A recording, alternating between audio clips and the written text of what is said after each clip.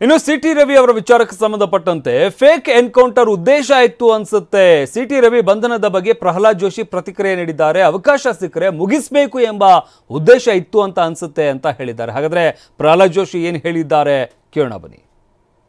Arrest ಮಾಡಿದ ನಂತರ ಹೋಗಿ ಮ್ಯಾಜಿಸ್ಟ್ರೇಟ್ ಮುಂದೆ ಪ್ರೊಡ್ಯೂಸ್ ಮಾಡಬೇಕಾಗಿತ್ತು. ಅವತ್ತು ರಾತ್ರಿ ಇಡೀ ರಾತ್ರಿ ಎಲ್ಲ ಕರ್ಕೊಂಡು ತನಗೆ ಸಂಬಂಧ ಇರಲಾರ್ದಂತ ಈ ಕಮಿಷನರು ಎಂಥ ದುಷ್ಟ ಯೋಚನೆ ಅಂತಂದ್ರೆ ತನಗೆ ಸಂಬಂಧ ಇರಲಾರ್ದಂತ ಖಾನಾಪುರದಿಂದ ಬೆಳಗಾವಿಯ ಬೇರೆ ಬೇರೆ ತಾಲೂಕುಗಳು, ಖಾನಾಪುರನವ್ರು ಜುರಿಸ್ಟಿಕ್ಷನ್ಗೆ ಬರಲ್ಲ, ಕಮಿಷನರೇಟ್ ಅದ ಬೆಳಗಾಮ, ಬಾಗಲಕೋಟೆ ವ್ಯಾಪ್ತಿಯೊಳಗೆ ಬಂದಾರ, ಧಾರವಾಡ ವ್ಯಾಪ್ತಿಯೊಳಗೆ ಬಂದಾರ, ಗದಗ ವ್ಯಾಪ್ತಿಯೊಳಗೆ ಹೋಗ್ಯಾರ.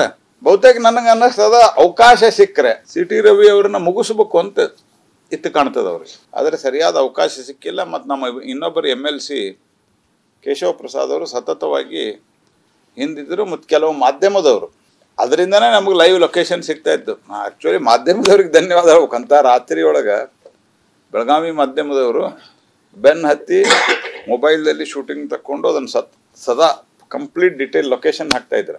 ಇಲ್ಲಾಂದ್ರೆ ಬಹುಶಃ ಸಿಟಿ ರವಿನ ಫೇಕ್ ಎನ್ಕೌಂಟರ್ ಮಾಡುವಂಥ ವಿಚಾರ ಇತ್ತು ಕಾಣ್ತದೆ ಅವ್ರಿಗೆ.